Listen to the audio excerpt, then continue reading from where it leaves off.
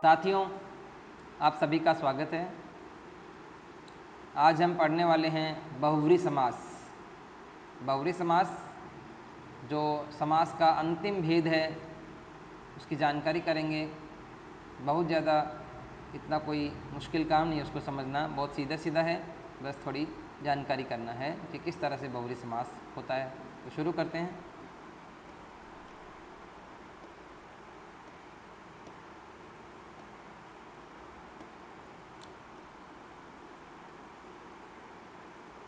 देखो क्या होता है बहुव्रीहि समास। बहुव्रीहि समास देखो, इस समास में अन्य पद प्रधान होता है। ये आपने शुरू में भी पढ़ा था। अविभाव समास पहला पद प्रधान, तत्पुरुष समास दूसरा या अंतिम पद प्रधान, द्वंद्व समास दोनों पद प्रधान। और बहुव्रीहि समास में दोनों ही पद प्रधान नहीं होते, ये दोनों ही प्रधान नहीं होते, ये स्थिति बनती है। इसका मतलब वहाँ क्या होता है, पहला पद भी प्रधान नहीं होता, दूसरा पद भी प्रधान नहीं होता, क्या होता है, कोई अन्य पद ही प्रधान होता है। इसमें यही बात आई, इस समास में अन्य पद प्रधान होता है।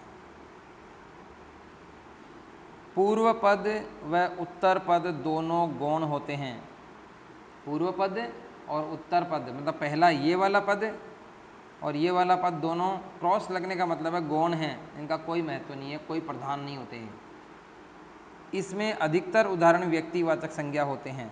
ये और आपके लिए ट्रिक है एक तरह से कि इस समास के जितने भी उदाहरण हैं वो ज़्यादातर क्या होते हैं, व्यक्तिवाचक संज्ञा बनते हैं। व्यक्तिवाचक संज्ञा जो होती है वो एक तो बहुवचन में नहीं बदलती है और ये किसी व्यक्ति विशेष या वस्तु विशेष या फिर स्थान विशेष के लिए प्रयुक्त होती है। जैसे हम बोलते हैं मोहन तो ये व्यक्तिवाचक है, और हम बोलते हैं लड़का तो ये जातिवाचक है। तो किसी का भी नाम होता है वो व्यक्तिवाचक होता है। इस तरह हम बोलते हैं जयपुर तो व्यक्तिवाचक है, और हम बोलते हैं शहर तो जातिवाचक है। इस तरीके से होता है। हम बोलते हैं महल तो जातिवाचक, और हम बोलते हैं हवा महल तो व्यक्तिवाचक होता है। तो व्यक्ति विशेष, वस्तु विशेष और स्थान विशेष के अर्थ में जो प्रयुक्त होती है वो संज्ञा क्या होती है, वो व्यक्तिवाचक संज्ञा होती है। तो अभी तक दो बातें हमारे सामने आई। बहुव्रीहि समास में क्या होता है, प्रथम पद और द्वितीय पद दोनों ही प्रधान नहीं होते, दोनों ही क्या होते हैं, गौण होते हैं। और इसमें होता है अन्य पद प्रधान, एक बात। दूसरा, इसके जो ज़्यादातर उदाहरण हैं वो क्या होते हैं, व्यक्तिवाचक संज्ञा के उदाहरण होते हैं। ये भी हमें ध्यान रखना है। किसी रूढ़िवादी परंपरा के कारण शब्द अपना सामान्य अर्थ छोड़कर विशिष्ट अर्थ प्राप्त कर लेते हैं तो वह बहुव्रीहि समास होता है।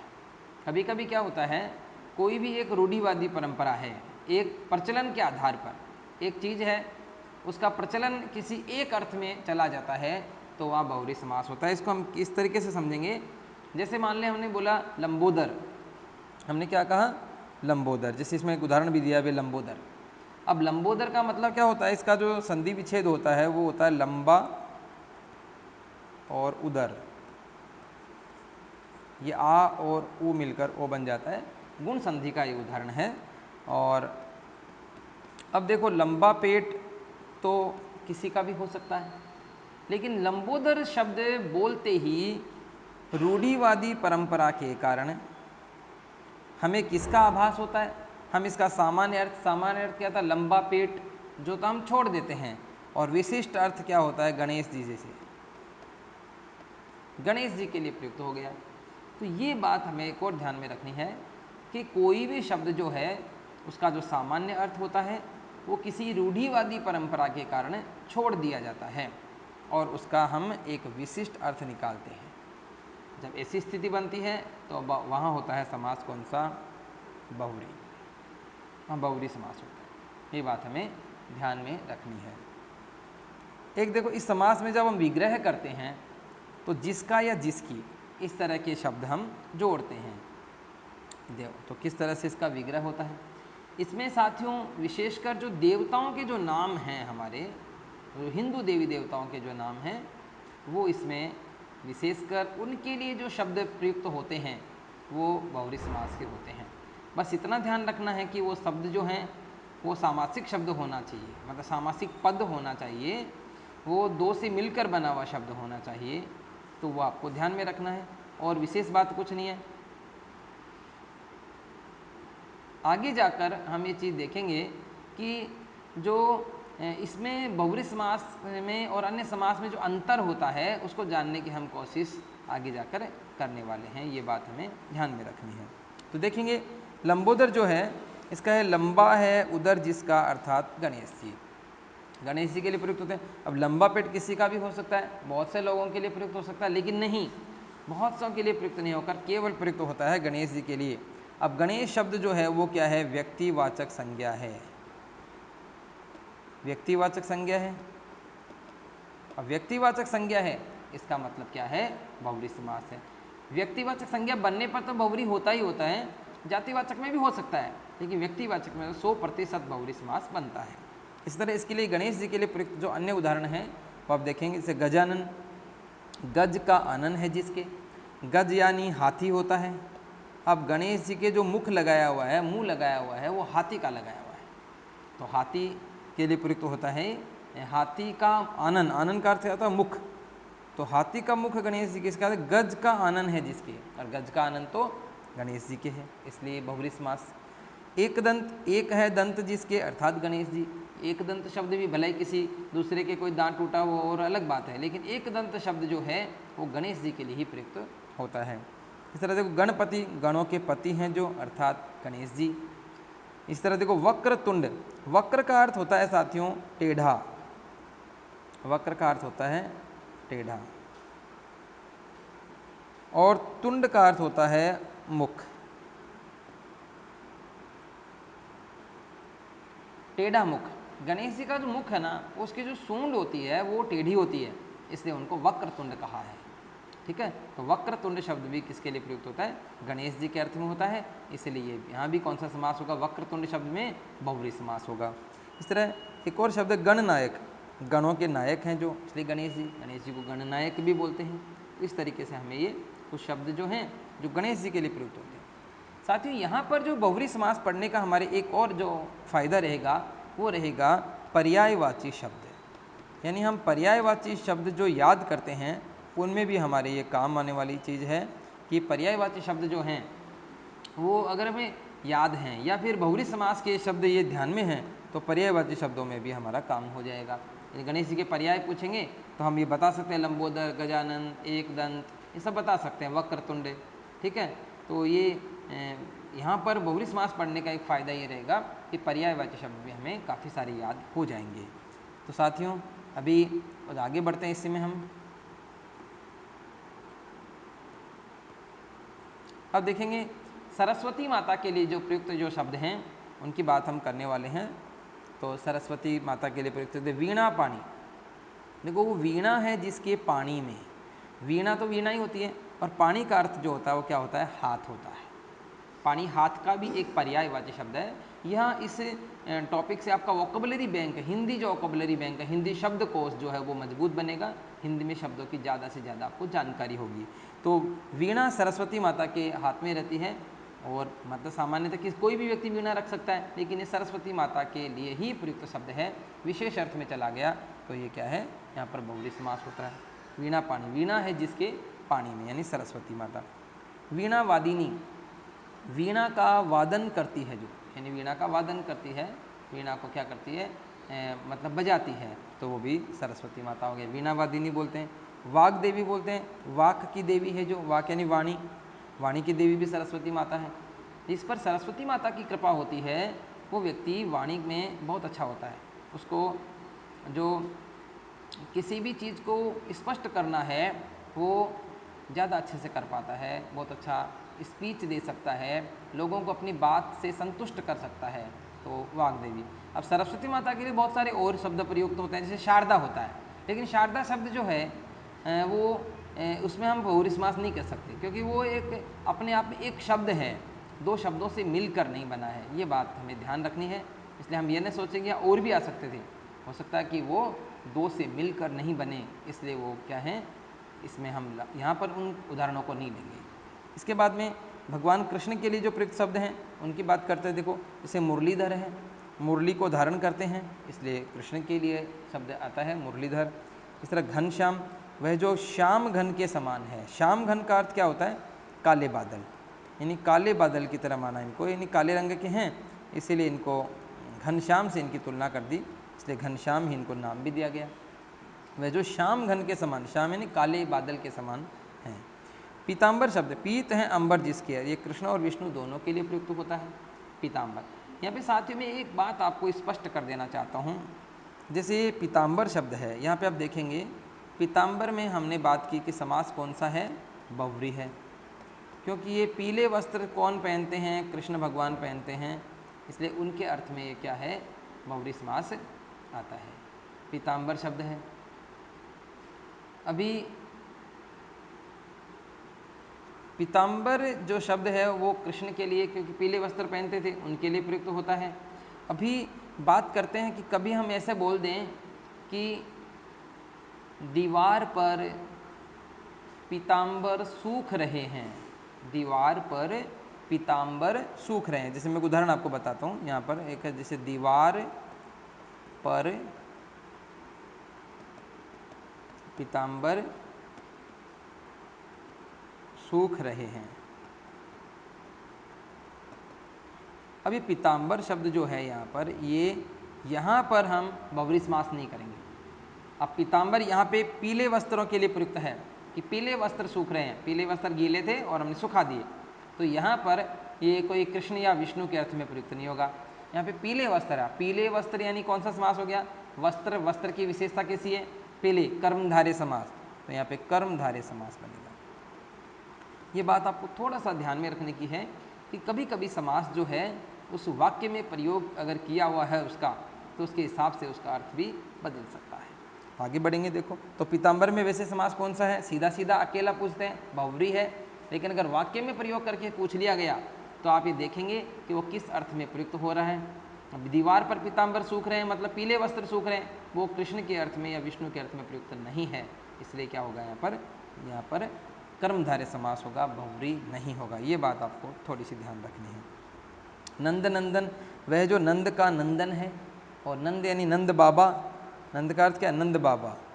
अब नंद बाबा के और नंदन का अर्थ क्या होता है, बेटा, पुत्र होता है, तो नंद बाबा के बेटे यानी कृष्ण हैं, तो कृष्ण के लिए प्रयुक्त हो गया ये शब्द, तो हमें ये भी थोड़ा सा ध्यान में रखना है। तो नंद नंदन शब्द भी क्या होता है, कृष्ण के लिए प्रयुक्त होता है। इसमें आगे बढ़ेंगे हम। कृष्ण के ही कुछ और शब्द जैसे हैं, यदुनंदन, देखो जैसे देखें यदुनंदन, वह जो यदु के नंदन है, यदु मतलब यादव वंश के नंदन है कृष्ण, तो यदुकुल के थे इसलिए यदुनंदन हो गया। ब्रज वल्लभ, वह जो ब्रज के वल्लभ हैं, वल्लभ का अर्थ क्या होता है, ब्रज का वल्लभ का अर्थ होता है स्वामी, यानी ब्रज क्षेत्र के स्वामी माने जाते हैं वो, इसलिए ब्रज वल्लभ शब्द काम में लिया, ब्रज के वल्लभ हैं जो कौन, कृष्ण हैं। गिरिधर, वे जो गिरी को धारण करते हैं, उन्होंने गिरी को यानी पहाड़ को अपनी अंगुली पर धारण किया था, इसलिए ये कृष्ण के अर्थ में प्रयुक्त शब्द है गिरिधर। ऋषिकेश शब्द जो है, ऋषिक का जो अर्थ है साथियों, यहाँ पर जो ऋषिकेश शब्द है उसका जो इसका संधि विच्छेद करेंगे हम, ऐसे करेंगे ऋषिक धन ईश, और ऋषिक शब्द का अर्थ क्या होता है, इंद्रियाँ होता है, और इंद्रियों के क्या हैं, ईश हैं, यानी भगवान विष्णु के लिए भी प्रयुक्त है, भगवान कृष्ण के लिए भी प्रयुक्त हैं ऋषिकेश शब्द। इंद्रियों के ईश हैं, इंद्रियों के स्वामी हैं वो, इसलिए क्या है, ये ऋषिकेश शब्द उनके लिए प्रयुक्त है। ये ऋषिकेश शब्द बहुत महत्वपूर्ण शब्द है, शब्द शुद्धि में भी आता है, हम लोग इस तरह से ऋषिकेश लिख देते हैं, इस तरीके से ऋषिकेश शब्द लिखते हैं जो कि अशुद्ध माना जाता है, और अगर हम ऐसे ऋषिकेश लिखेंगे ना तो ही हमारा ऋषिकेश शुद्ध होगा। ये बहुत ही ज़्यादा महत्वपूर्ण है, काफ़ी परीक्षाओं में ये पूछा गया है, और बहुत सारे बच्चों ने ये ऋषिकेश करने की गलती की है, जो ये गलत होता है, ये ऋषिकेश शब्द जो हमने ये काम लिया ये शुद्ध होता है। यह शब्द शुद्धि की दृष्टि से भी बहुत ज़्यादा महत्वपूर्ण है। ऋषिकेश शब्द मात्रा भी यहाँ बड़ी आती है, यहाँ री लगा हुआ आता है, ठीक है, इंद्रियों के स्वामी होने के कारण को ऋषिकेश कहा गया। ब्रज विहारी, वह जो ब्रज में विहार करते हैं, ब्रज क्षेत्र में घूमते फिरते हैं, तो कृष्ण हो गए। गोपीनाथ, वह जो गोपियों के नाथ हैं, गोपियों के स्वामी माने जाते हैं, इसलिए गोपीनाथ भी कहते हैं भगवान कृष्ण को। मुरारी, वह जो मूर राक्षस के अरि हैं, यानी कृष्ण। मूर क्या है, एक राक्षस का नाम है, और अरि का अर्थ होता है दुश्मन, अरि का अर्थ क्या होता है, दुश्मन होता है। साथियों में जो भी शब्द बता रहा हूँ आप कोशिश करेंगे अपनी कॉपी में नोट भी करते जाएं, उनके अर्थ अगर आपको नहीं आते हैं वो तो आपकी शब्दावली ज़्यादा मजबूत हो जाएगी। और हमें हिंदी के किसी भी पेपर को देने से पहले हमारी शब्दावली भी मजबूत करनी चाहिए। तो मैं मूर राक्षस जो है, मूर एक राक्षस का नाम था, उसके दुश्मन थे कृष्ण भगवान, इसलिए मुरारी कहलाए। और इसलिए मुरारी शब्द जो है, ये देखो मुरारी भी हम क्या करते हैं, इस तरीके से मुरारी लिखते हैं तो शुद्ध होता है। बाकी सामान्यतः हम मुरारी ऐसे लिखते हैं जो कि अशुद्ध माना जाता है। और सभी ये सोच रहे होंगे कि ऐसे ही मुरारी होता है, लेकिन मूर राक्षस के दुश्मन थे, अरी ऐसे लिखा जाता है, इसलिए ये मुरारी शब्द शुद्ध होता है। शुद्ध अशुद्ध में भी ये मुरारी शब्द पूछा जाता है, इसमें इस तरीके का मुरारी करना गलत है, जो कि हम सामान्य प्रचलन में यही मुरारी शब्द लेते हैं, लेकिन वास्तव में ये होता है। ठीक है, अब देखेंगे आगे, तो ये मुरारी क्या है, गलत। द्वारकाधीश, वह जो द्वारका के अधीश है, द्वारका जो जगह थी उसके अधीश यानी क्या होता है, अधीश यानी होता है स्वामी होता है। अब द्वारका के अधीश है, इसलिए द्वारकाधीश कहलाते हैं। साथ ही यहाँ भी शब्द शुद्धि की दृष्टि से ये द्वारका शब्द होता है, द्वारका, जबकि कुछ लोग ऐसे जो द्वारिका लिखते हैं वो अशुद्ध होता है। द्वारिका शब्द अशुद्ध होता है, द्वारका शुद्ध होता है। कंसारी, कंस के अरी हैं यानी कृष्ण भगवान, अरी का मतलब वही दुश्मन या शत्रु दे रखा है जो यहाँ पर वो है, ध्यान में रखेंगे। मधुसूदन, वह जो मधु, मधु के एक राक्षस का नाम था, मधु और केटव दो राक्षस थे, तो मधु जो राक्षस था उसका सूदन, सूदन का अर्थ वध करने वाले थे ये, तो एक मधु नामक राक्षस का वध किया था। सूदन का अर्थ होता है वध करना, तो मधु राक्षस के वध करने वाले थे, इसलिए मधुसूदन कहलाए। तो ये भी आपको ध्यान रखना है कि कृष्ण के अर्थ में कौन कौन से शब्द हैं। यदुनंदन, ब्रज वल्लभ, गिरिधर, ऋषिकेश, ब्रज विहारी, गोपीनाथ, मुरारी, द्वारकाधीश, कंसारी और मधुसूदन, इस तरह के शब्द प्रयोग में लेते हैं। तो आपको ध्यान में रखना है कि ये कंस के लिए प्रयुक्त, कृष्ण के लिए प्रयुक्त शब्द हैं। इसमें आगे बढ़ेंगे हम इसमें, और इस बहुव्रीहि समास के अन्य जो उदाहरण हैं, जो शिव के अर्थ में जो उदाहरण हैं वो देखेंगे। जैसे है पंचानन, पंच हैं आनंद जिसके, शिव, यानी आनंद का अर्थ होता है मुख। अब ऐसे कहते हैं कि 5 मुख थे किसके, शंकर भगवान के, शंकर भगवान के 5 मुख हैं, इसलिए उसको हम क्या कहते हैं, ये 5 मुख होने के कारण इसको हमने कहा क्या कि पंचानन। अब ये जो पंचानन शब्द है ये शेर के लिए भी प्रयुक्त होता है, शेर के लिए भी प्रयुक्त होता है पंचानन शब्द, और यहाँ पर ये शिव के लिए भी प्रयुक्त है। हालांकि शंकर भगवान के कहीं भी हमें 5 मुख दिखाई नहीं देते हैं, लेकिन पंचानन शब्द का प्रयोग जो है वो शंकर भगवान के लिए ही प्रयुक्त किया गया। चतुरानंद, देखो चतुरानंद शब्द का प्रयोग किया ब्रह्मा जी के लिए, पंचानन शब्द का जो प्रयोग किया जाता है वो शंकर भगवान के लिए और शेर के लिए भी। और षडानंद जो है, षडानंद का प्रयोग किया जाता है किसके लिए, कार्तिक के ही है, जो शंकर भगवान के ही बेटे थे उनके लिए किया जाता है। और दशानंद जो है वो रावण के लिए प्रयुक्त होता है। इस तरीके से शब्द बढ़ जाते हैं। आगे देखेंगे महादेव, वह जो महान है जो देव, अब देव कोई भी महान, सारे देव ही महान होते हैं, लेकिन महादेव शब्द जो हैं वो केवल और केवल शिव के अर्थ में प्रयुक्त शब्द हैं, तो ये शिव हो जाएगा। त्रिलोचन, 3 हैं लोचन जिसके, 3 आँखें हैं कि शंकर भगवान की 3 आँखें हैं, इसलिए वो त्रिलोचन भी कहलाते हैं। आशुतोष, आशु का अर्थ होता है शीघ्र, देखो आशु का अर्थ होता है शीघ्र, आशुलिपि भी होती है, शॉर्ट हैंड को आशुलिपि बोलते हैं हम लोग। तो आशु, आशु का अर्थ है शीघ्र, और तुष्ट हो जाते हैं, तोष का अर्थ है तुष्ट होना, संतुष्ट होना, तो वो शिव हैं, यानी आशुतोष। आशु का अर्थ क्या होता है, शीघ्र, और तोष का मतलब तुष्ट हो जाते हैं। शंकर भगवान को ऐसे कहते हैं मतलब कि जल्दी से खुश हो जाते हैं, जल्दी प्रसन्न हो जाते हैं, इसलिए आशुतोष उनके लिए शब्द प्रयोग में लिया गया। त्र्यंबक शब्द है, देखो त्र्यंबक शब्द का जो है इस तरीके से होता है त्र्यंबक, और त्रि ऐसे आ जाएगा और अम्बक, यहाँ पे शब्द इस तरीके से निकलेगा और यहाँ पे ऐसे, त्रिधन अम्बक, त्र्यंबक शब्द हो गया। 3 अम्बक का अर्थ जो होता है वो आँख होता है, और त्रि यानी 3, तो 3 आँखें, यानी बात तो वही त्रिलोचन वाली ही आ रही है यहाँ पर, लेकिन ये ध्यान में रखना है कि त्र्यंबक शब्द भी, अम्बक का अर्थ क्या होता है, नेत्र होता है, आँखें होता है, ये ध्यान में रखना। तो त्र्यंबक शब्द भी जो है वो शिव के लिए ही प्रयुक्त होता है। ठीक है। चंद्रचूड़, चंद्र है जिसके चूड़ पर, चूड़ का मतलब होता है सिर पर, सिर होता है चूड़ का अर्थ, तो चंद्रचूड़ भी शिव के लिए, यानी भगवान शंकर के जो सिर पर एक चंद्रमा बना हुआ है, आपने देखा होगा इनकी जब भी फोटो देखी होगी तो इसमें चंद्रमा बना हुआ है, तो वो हो जाएगा चंद्रचूड़ शब्द। इसी तरह चंद्रशेखर, यहाँ की बिंदी ज़्यादा लगी हुई है, चंद्रशेखर, चंद्र है जिसके शेखर पर, शेखर का अर्थ जो है यहाँ, शेखर का अर्थ सिर से नहीं है, सिर का आभूषण होता है, ये बहुत ज़्यादा महत्वपूर्ण है, कभी भी आपके शब्द युग्मों में भी पूछा जा सकता है। शेखर, हम लोग सामान्यतः इसका अर्थ शिखर से लगा लेते हैं, लेकिन साथियों शिखर का अर्थ चोटी होता है, और ये शिखर नहीं है, ये है शेखर है। शेखर का अर्थ सिर का आभूषण होता है, यानी चंद्रमा ही जिसके सिर का आभूषण है वो है भगवान शिव। तो ये ध्यान में रखेंगे। इस तरह इंदु शेखर, इंदु है जिसका, शेखर जिसका, इंदु का अर्थ भी क्या होता है, इंदु का अर्थ भी चंद्रमा होता है। ये आपको ध्यान रखना है, इंदु भी चंद्रमा का एक पर्यायवाची शब्द होता है। तो ये भगवान शंकर के अर्थ में प्रयुक्त कुछ शब्द थे जिनमें भी क्या होता है, बहुव्रीहि समास होता है। इसके बाद में कुछ आगे अन्य उदाहरण हम शंकर भगवान के ही अर्थ में जो हैं वो ले रहे हैं। जैसे विदु शेखर, विदु का अर्थ भी क्या होता है, चंद्रमा होता है। विदु का अर्थ भी चंद्रमा होता है। विदु है जिसके शेर का आभूषण या शेखर, तो वो भी शिव होता है। वो एक ही बात है, चंद्रशेखर, इंदु शेखर, विदु शेखर, ये सभी एक ही अर्थ में प्रयुक्त शब्द हैं, केवल चंद्रमा के पर्यायवाची शब्दों का यहाँ प्रयोग किया गया है। चंद्रधर, चंद्रमा को धारण करते हैं, शंकर भगवान चंद्रमा को धारण करके रखते हैं अपने सिर पर। सतीश, देखो सती का ईश है, जिसकी जो संधि बनेगी वो सती और ईश इन शुद्ध शब्दों से प्रयुक्त है। तो सती के ईश हैं, जो सती के ईश कौन है, शिव हैं। शूल पाणी, शूल का अर्थ जो होता है साथियों वो होता है कांटा, इसलिए त्रिशूल बोलते हैं। 3 कांटे होते हैं, एक ऐसे इस तरह से जो निकलता है वो त्रिशूल होता है, ऐसे 3 अर्थ में। तो 1 2 3 तो त्रिशूल कहलाता है। तो एक जो होता है उसको बोलते हैं हम शूल। तो शूल का अर्थ क्या हो गया, कांटा हो गया। तो 3 जो शूल पाणी, यानी शूल यानी कांटा, और कांटा का मतलब यहाँ पे जो उसके त्रिशूल के अर्थ में लेते हैं, त्रिशूल कांटे की तरह होता है, और उनके हाथ में है, उनके पानी में है, पानी का अर्थ होता है हाथ। तो जिनके हाथ में कांटे की तरह एक त्रिशूल है, तो उसको शूल पाणी भी शंकर भगवान के लिए ही प्रयुक्त एक शब्द है। इससे देखो महेश महान है, जो इसका भी हम संधि विच्छेद करते हैं तो महा और ईश का संधि बनती है, महा और ईश की।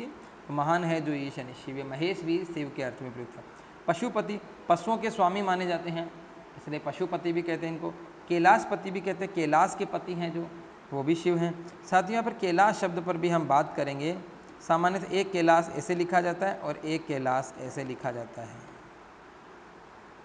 अब देखो यहाँ पे सामान्यतः हम ये कैलाश लिखते हैं जो कि अशुद्ध माना जाता है, ये कैलाश जो है वो शुद्ध है। इससे हमने लिखा है कैलाश से सड़क वाला, ये देखो ये कैलाश ये शुद्ध है, जबकि हम सामान्यतः ऐसा वाला शय लिख देते हैं जो अशुद्ध माना जाता है।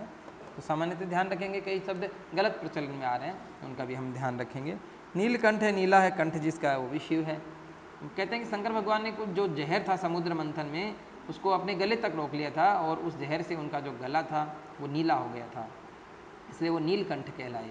नीलकंठ में से जो शब्द है वो मोर के लिए प्रयुक्त भी होता है, मोर का भी एक पर्यायवाची होता है नीलकंठ। तो ये सभी व्यक्तिवाचक संज्ञा बन रही हैं यहाँ पर, ये शंकर भगवान के अर्थ में आ रहा है सब। तो क्या है, ये बहुव्रीहि समास है।